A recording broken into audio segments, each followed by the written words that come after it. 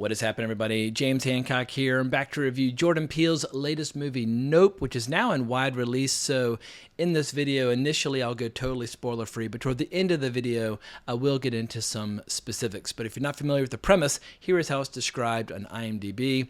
The residents of a lonely gulch in inland California bear witness to an uncanny and chilling discovery that's a little vague. As you can see from the poster, you got a big old horse floating up into space.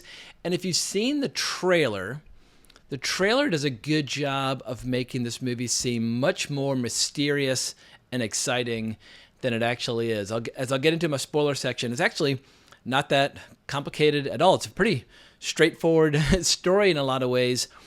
But the big question is this movie worth putting down some cash and seeing in the theater? And I would say yes. It's not my favorite of Jordan Peele's three movies. I'd say it's my least favorite of his three, and I think it has a lot of flaws, and it feels overly long and has certain plot ingredients that kind of go nowhere, get dropped altogether, or just characters behaving inexplicably in random ways that don't feel supported by the rest of the story.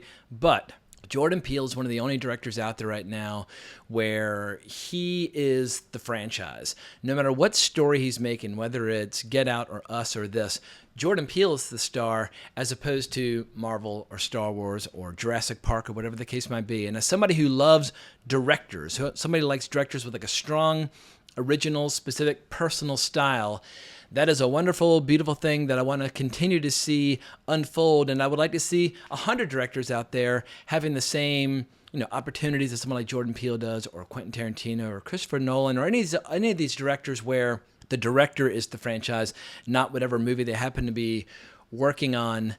But there's no getting around the fact that like the best stuff of this movie is all front-loaded in like the first third, maybe the first half. And toward the end, it all kind of falls apart, and it left me really just kind of scratching my head, and I was really unsatisfied with the ending. The ending was just, it was weak, and there's no getting around that. But there are a lot of good ingredients that I want to call attention to, so I'm just going to break up this review into the good, the bad, and the ugly. And then you can make up your own mind about whether or not you agree with me or whether or not you want to see it. But if you are a fan of the movies and you want to see the movie theater continue to be a place where a wide range of different directing sensibilities can thrive and grow and flourish, I would recommend checking it out and forming your own opinion. But like I said, is it going to take over the culture the way that Get Out did? I mean, Get Out was a complete and total runaway sensation. And then a lot of that momentum carried over into Us, but obviously Us didn't land with the same impact. Now Jordan Peele is having to kind of go back to the well and, see what else he's got to offer as a storyteller who deals with mysteries and horror and that sort of thing. He obviously loves this genre quite a bit. And I just feel like this movie clearly, it would have benefited from another draft, or maybe another 2 drafts, or maybe a co-writer who could have helped him work on some of the areas that maybe in his head were playing beautifully, but don't necessarily play as well to somebody who's not writing it down. A lot of times, writers just need to have a sounding board so that they can put their best foot forward. And I feel like having somebody there to question his assumptions, whether that's in the editing room or in the screenplay stage, whatever the case might be. But obviously, Jordan Peele's a very talented director. He's a very talented performer.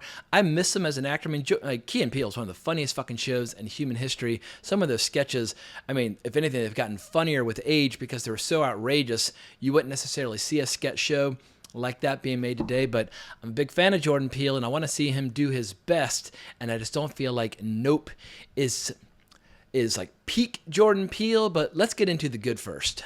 Daniel Kaluuya, he is phenomenal in this, and I know that he missed an opportunity to return to the Black Panther franchise because of his work on this movie, but his character is just so cool. He's a no-nonsense, unflappable, kind of hard-working, badass dude who basically his business is he trains horses to do stunts in movies or commercials or TV shows.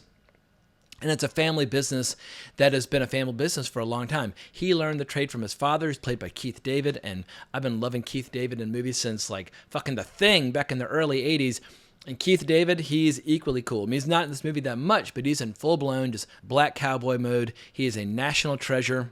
And I think the movie's best ingredients are those where Jordan Peele is tipping his hat to the pioneers from the late 1800s and early 1900s who basically invented the art form of cinema. Whether you're talking about all the earliest experiments by Edward Muybridge, when he was one of the first people to help kind of basically give birth to the art form of cinema or film or whatever you want to call it. But it seems like Jordan Peele was most interested in some of the early black pioneers who both were acting in and directing movies in the early silent era.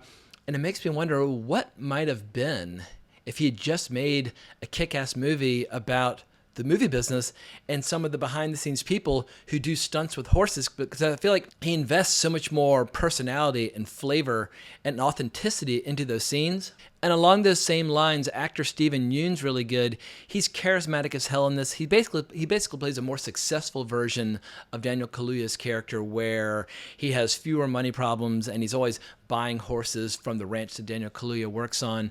But he was, a child actor who grew up to be an adult actor, but now has almost kind of like a rodeo show, but also a little side gig about UFOs and that sort of thing.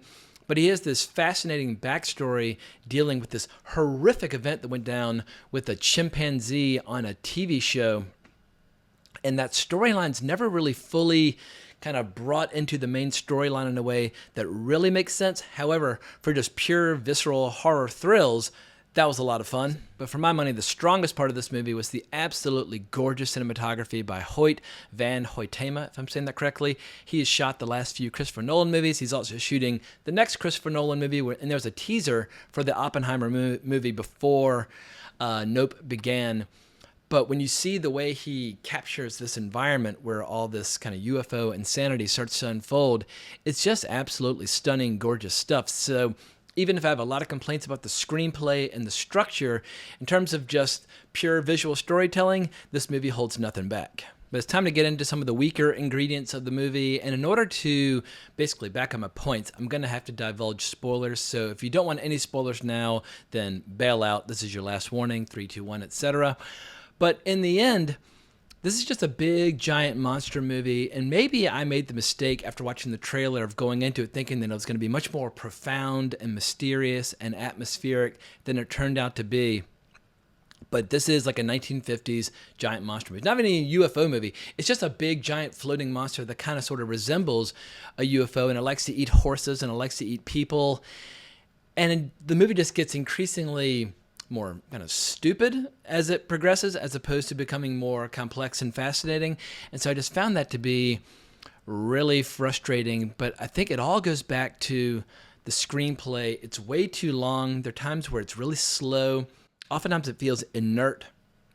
And if you're looking for that really gripping, escalating sense of tension and suspense that was at play in Get Out, and to a lesser degree in Us, that's totally lacking from this, because the film never really finds its rhythm.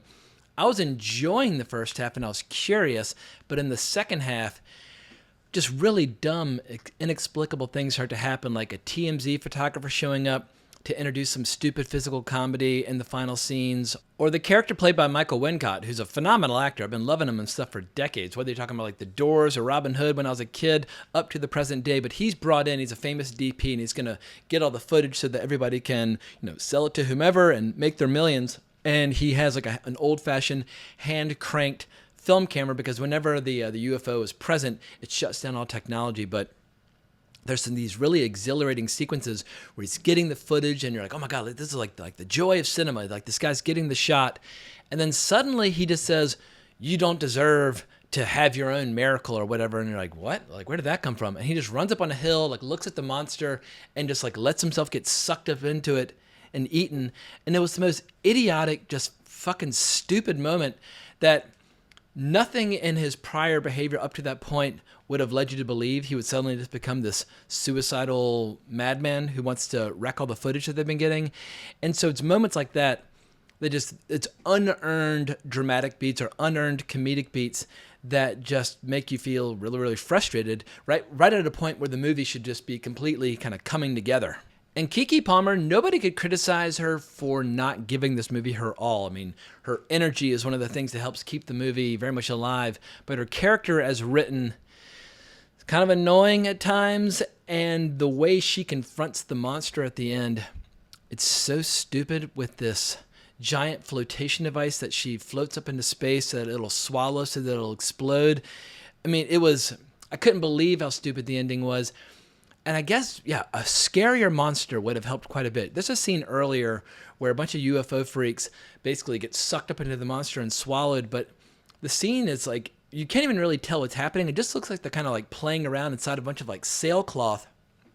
I think the monster just need to be totally redesigned. It just seems like a bunch of like floating sheets as opposed to a big scary monster. And the longer the movie goes, the less impressed I was with the monster. And there's another problem which doesn't come from the movie itself, but there are a lot of people out there who are overhyping things. And admittedly, on this channel, I am very guilty of hyperbole. Whether I like something or dislike something, I tend to use the most extreme language possible. So I am being a bit of a hypocrite for calling people out on this.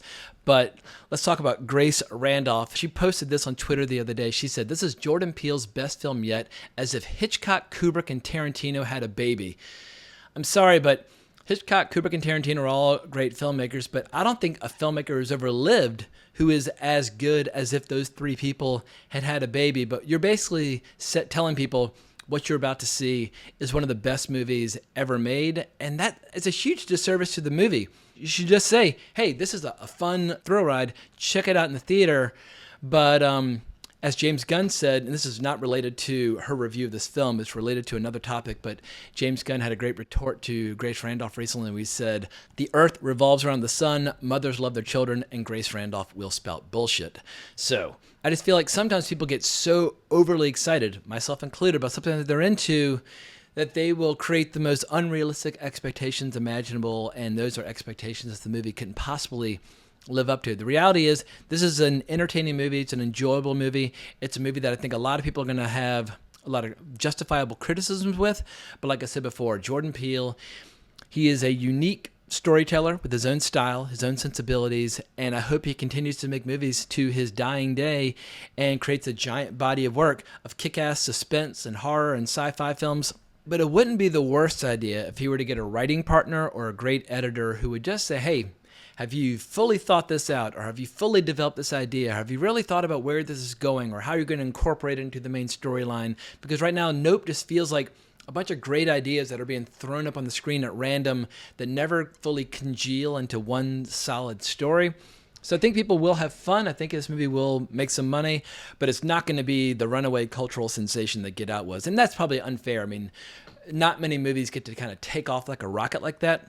But I think over in the coming weeks, people will start to acknowledge that this movie is probably the weakest of the three. And I just hope it doesn't lead to any sort of like Jordan Peele backlash, like we saw with M. Night Shyamalan, where M. Night Shyamalan, after The Sixth Sense, everybody had all these crazy expectations, and then each movie seemed to get worse and worse and worse. I don't think that's what's going to happen with Jordan Peele, but fingers crossed with this next movie, whatever it might be, he comes back and absolutely hits a total complete home run. But I think that's all I have to say about this. So if you enjoyed this reaction and review, please consider subscribing to the channel, hitting the like button, hitting the notification bell, all that good stuff. And if you want to tell me how wrong I am, hunt me down on Twitter at Geeking Out. And I'm always willing to listen to another point of view. But hope everyone has a great weekend. But more importantly, as always, onwards and upwards.